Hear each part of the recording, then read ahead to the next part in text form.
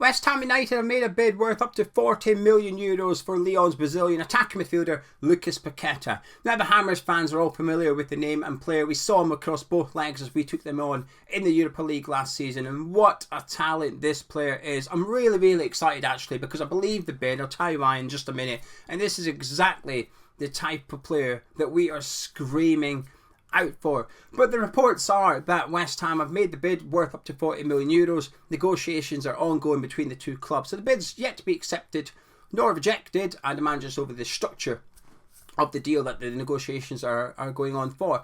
Now there is something that concerns me a little bit, and that is that the same reports suggest that Paqueta's agents are already in London to try and secure a move to the Premier League. And there's that wording that's got me a little bit, whoa, okay then. It's not a secure move to West Ham United, it's the secure move to the division itself. It sounds like he's perhaps open as to which club he joins.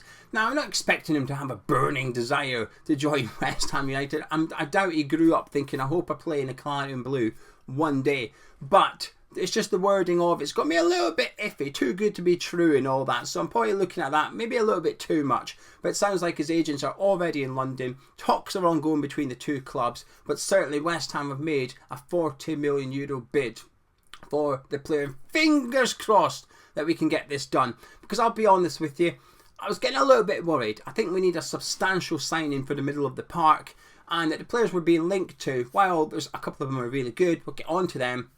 There's also a couple a little bit underwhelming and uninspiring, and I felt if we signed player X and player Y, it wouldn't really solve the problems that we have seen so far this season. I know it's only 3 league games in, but we are screaming out for creativity in the middle of the pitch, and that is exactly what this player will bring to West Ham United. Now, why do I believe the bid? Well, Dharmesh from Sky Sports is the one that broke it, and you guys know how much we love Dharmesh on this channel. I think he's had a really good track record over the course of the summer transfer window thus far, breaking news, following the news up as well. So he was one that reported it. Then it was followed up very quickly with some of the big hitters in football journalism as well. Ornstein at The Athletic, Di Marzio, who was of course quite prominent in the reporting the Scamacca transfer as well. He's backed it up. So all the big names in football journalism are suggesting that the bid is genuine and true, and West Ham have made a bid worth up to €40 million to Lyon for their attacking midfielder.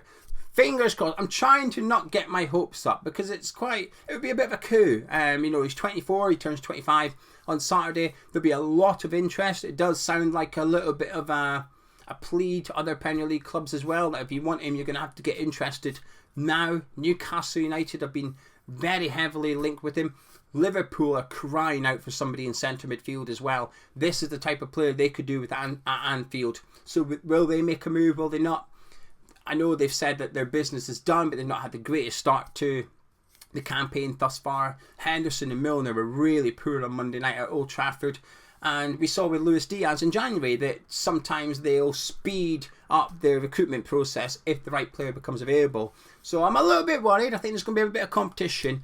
But at the same time, I'm not going to lie, I am praying West Ham can get this deal done and get Paqueta into the London Stadium.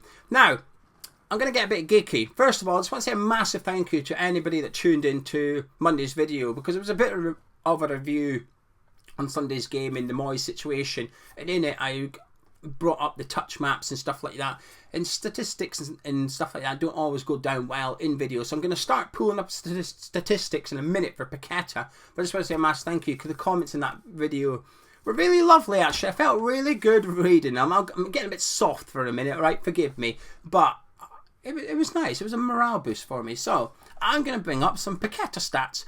Now, as you guys know, I like FB Football Reference website. Gives you a good little insight into players number wise. So this is Paqueta's percentiles compared to attacking midfielders across European leagues. So we're comparing him to the likes of Thomas Muller, Mason Mount, that type of player is what we're looking at here. So the greener the bar, the better essentially. But you can see how big his numbers are. His shots, his non-penalty goals, 86th percentile, really big numbers. His expected assists at 82 percentile. Again, really good. This guy's screaming shots and assists. Goal involvement is Paqueta's bag. But we move into that sort of middle category there. That's his passing. And then at the bottom, we've got the defensive side of his game. But look at that. Pressures, the 95th percentile. Tackles, the 99th. Defensively, he couldn't get, well, apart from his interceptions, he couldn't really get better. He's ticking all the boxes for what we need and also what we think David Moyes looks for in a player, because he's got to have the defensive attributes to work under David Moyes. He's got them when comparing him to other attacking midfielders. Now, in the interest of fairness, because I would like to see him deployed quite deep at West Ham in a lot of games as well. So now we're going to take a look at how he levels up against other centre midfielders. So this time, where we've got rid of like some Mason Mount and stuff, this time we're now comparing him to centre midfielders across the top 5 leagues in European football. So we're talking Kevin De Bruyne, Naby Keita, these types of midfielders. So once again, impressive numbers. Now obviously the defensive part of it, that bottom chart, is going to get lesser. That's going to happen because he's now got defensive midfielders in there as well. But again, look at his passes, his dribbles completed, 2.33 per 90, the 99th percentile. Progressive passes, the 99th percentile. This is what we need. Somebody that can move the ball about, someone that can take it from the middle of the pitch into the final third of the pitch, whether it's through passing, whether it's through dribbling. Paqueta does just that.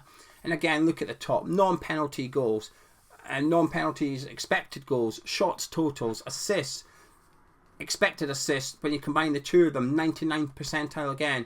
These are incredible numbers. Now I've got a bit more statistics for Paqueta as well, but I'm going to do that towards the end of the video because, like I said, not everybody likes stats. But there you go. That's sort of a summary and insight into Paqueta's numbers and what a talent this player would be. Can play in the 10, can also play centre midfield. It's interesting to try to guess, if we were to sign him, where would we play him? Would we put him in behind the striker, or perhaps would we play him a little bit deeper? And in reality, I would just like to see us be a little bit more flexible. Actually, he doesn't really have a set position. Who are we playing? Are we at home or are we away? What other players are in form at West Ham? Are we playing a 4-2-3-1 or a 4-3-3? What formation are we playing? And then, using all those answers, you determine where Paqueta plays. I wouldn't want him to see him. He's sort of a number 10 and that is it. I would like a bit more flexibility for a player like this. That is a talented player. Now, I do think there's a long way to go for West Ham to get him. I'd imagine there'll be a lot of interest. It'll be a bit of a coup if we can. But fingers crossed that we can get him in, because what a talent he is. Now, let's talk about all the other transfer rumours. Then I'll give you more details about Paqueta. But before we do that, this video is in collaboration with Spitch. Now, good news for me at the weekend. I beat Gonzo in a Hammers Chat Fantasy League. He beat me on week 1. Week 2, I beat him, and comfortably as well. I actually had a chance of topping the Hammers Chat League going into Monday night. Unfortunately, I had Salah, Alexander-Arnold and Harvey Elliott in my team who did nothing. So I finished 8th overall. I'm alright with that. I'm still getting to grips with it. But anyway, Spitch is the fantasy football app, which is completely free to download. It's completely free to join, and a lot of the games on there are completely free to play. There's also some paid games as well, but the more you stake, the more you potentially win. But there's also cash prizes up for grabs in the free to play games. So it comes with an 18 plus because of the gambling aspects, so please gamble responsibly, and it's only available in certain countries. So you're trying to download it and it won't work, that'll be why. But the best thing about Spitch is it's not a season long thing. You can join up for this weekend, select an 11 for this weekend only, and the overall winner will scoop the prize money. The next weekend, you go again. You select a completely different 11. You don't have to worry about transfer restrictions. You don't even have to worry about budget restrictions either. But massive thank you to Spitch for continuing to sponsor us on Hammers Chat. Get it downloaded, and while you're there, click communities, type in Hammers Chat, and make sure you join our league and see if you can beat myself and Gonzo this weekend. Anyway, who have we got next? We've got Lazaro. Did you see that last week? Being linked to Flamengo's 20-year-old left winger. Now, a bit of confusion over this one. This one was broken by Fabrizio Romano, and basically saying West Ham have bid for 6 million, they're wanting 10 million. You don't feel like we're a million miles away from agreeing something if that's the case.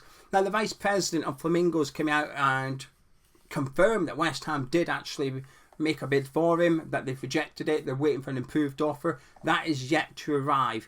Now, in regards to the player, can't possibly comment. I've never heard of him until we got linked to him a week ago. Certainly a player with a big reputation, and I do think work permits are getting a little bit easier in regards to the South American market, because I think it's become a bit easier now because of Brexit. We left the EU.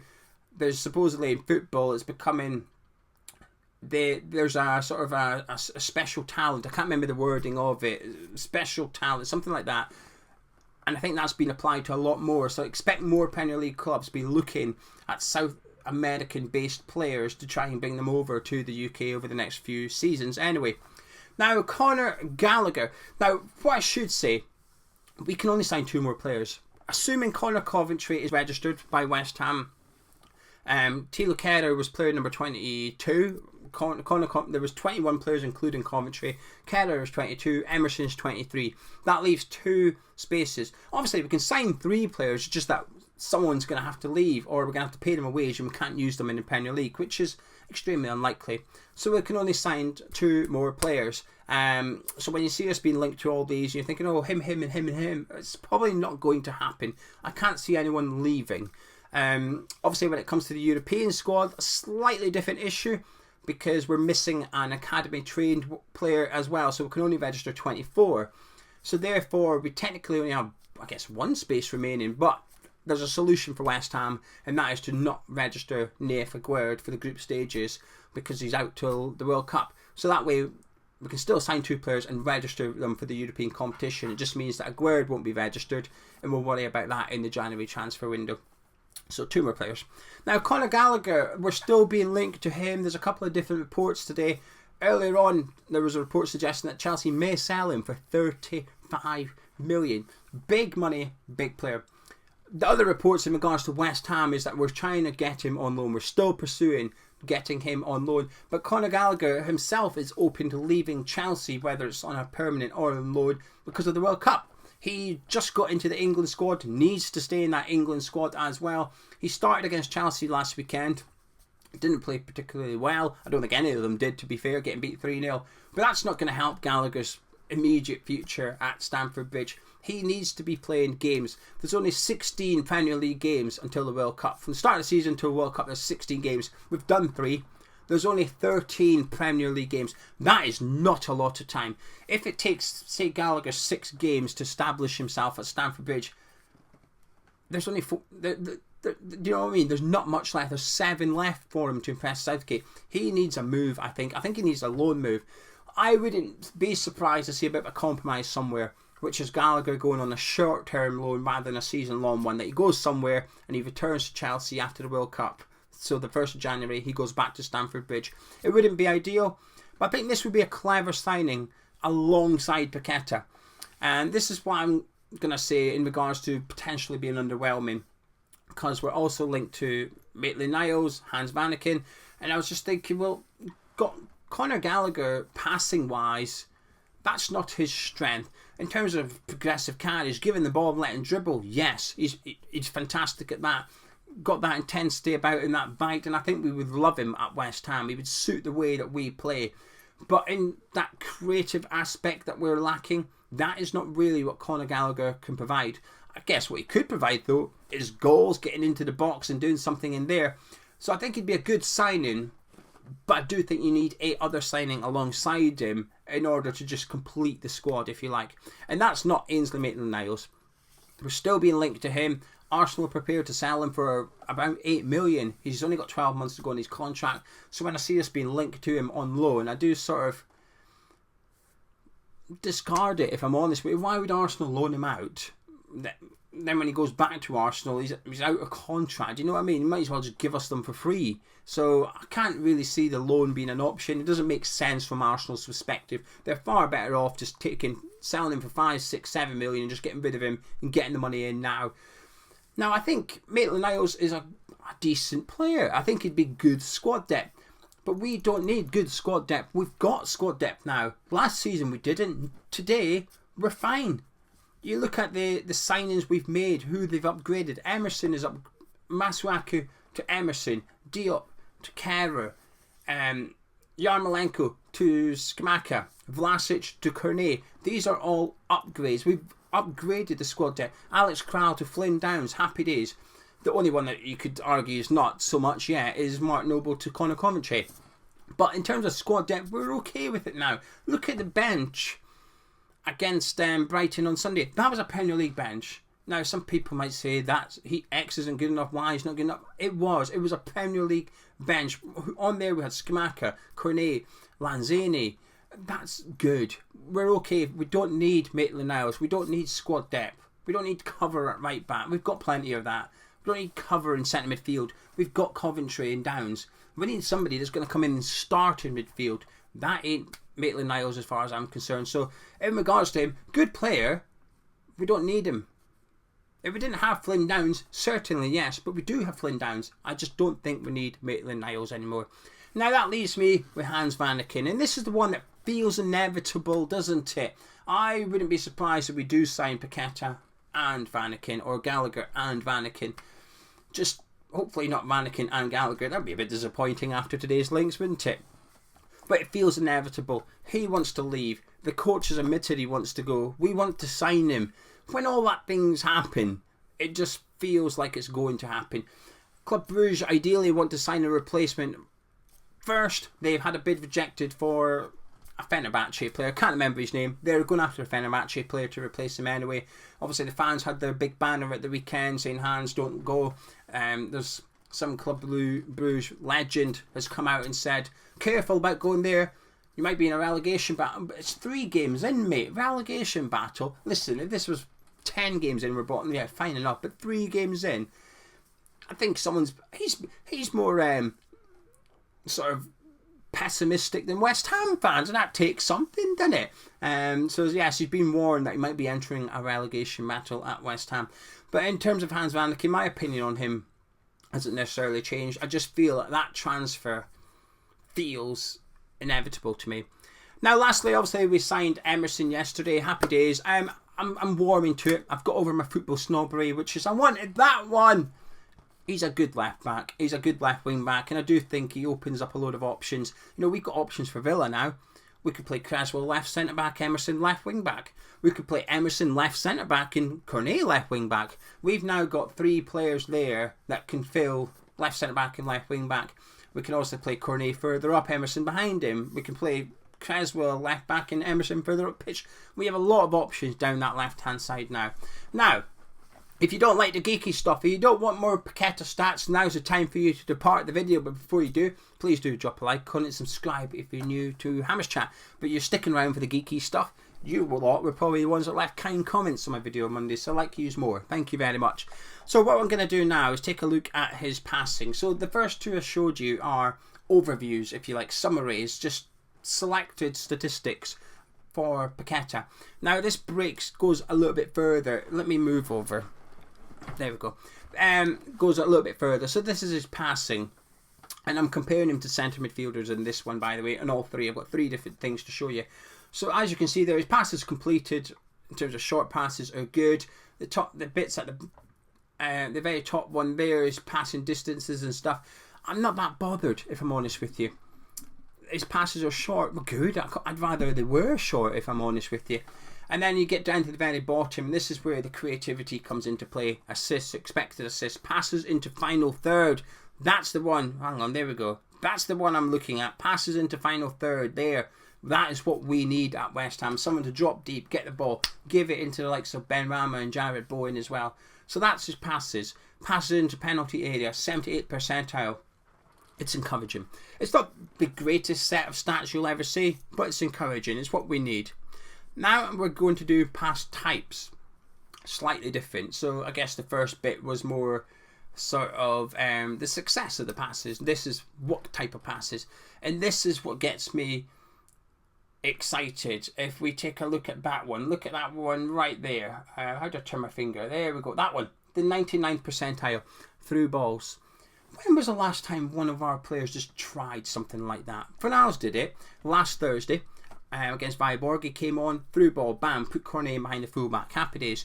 99th percentile across the top 5 leagues in European football. Just under it. Passes under pressure. This is a guy comfortable in possession, but not just comfortable in possession, creative, flair. That is what we're needing.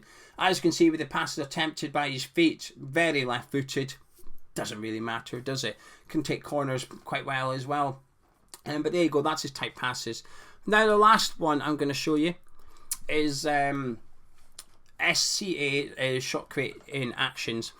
Because this is what we're lacking at the minute. Chances being created. This is what this guy is going to be getting brought in to do. At the very top, 98th percentile for shot creating actions overall. But it gets broken down. So a live pass is open play. And then a dead pass is a set piece. So live pass, 93rd percentile in European football. Creative from open play. Ball at feet, bomb. There you go. And then you've got his dribbling, 99th percentile. So for that, Paqueta does a dribble.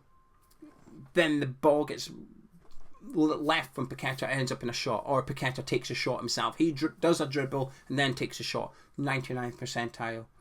The one under it is from a shot. So he takes a shot. And then another shot is taken off the back of it. I know you might be thinking, well, what does that mean? Well, just if he takes a shot and the keeper saves it, it's a team effort, I guess. But the fact is that it's, by the sounds of it, looking at the statistics, they're being pushed back into play, the rebounds, whatever, it's looking good. Defensive actions as well, somehow. I don't know how you get that. But a shot action off the back of a defensive action, so it looks like he does a tackle and interception, there's a pressure, and then it leads to a shot as well. Now, I'm not that bothered about that number, if I'm honest with you. Despite the fact that it's really impressive, I'm not too fussed. And then at the bottom, you've got the goal creating action, so forget just shots. This is goals. 92nd percentile for open play. Goal creating actions, and then the shot one as well is 97th percentile. So there you go, just a load of Paqueta stats for you. I am excited by this player. I would love to see him at West Ham, and I don't like to put a rating on the window. I did it a few years ago and I said it was a 10, and the players all turned out to be crap. It wasn't that bad. It was the Pellegrini one, because I thought, well, we signed what we need if the players all work out. And then I gave it a 10 and it didn't really work out, and it wasn't really a 10. So if all the signings work out, so every player we sign goes on to be successful at West Ham, and Paqueta's one of them, well, at the minute, it's probably a 6, if I'm honest with you. We're missing somebody in centre midfield and an attacking midfielder. We're missing 2 players. It's a lot. We still need quite a bit to do this window. But should we get in Paqueta and Gallagher? I don't know. I don't want to say a 10 out of 10, but might be a 10 out of 10. Anyway, now I'm going to go for everybody. If you've enjoyed this video, drop a like on it, subscribe to the channel. I'll catch you tomorrow.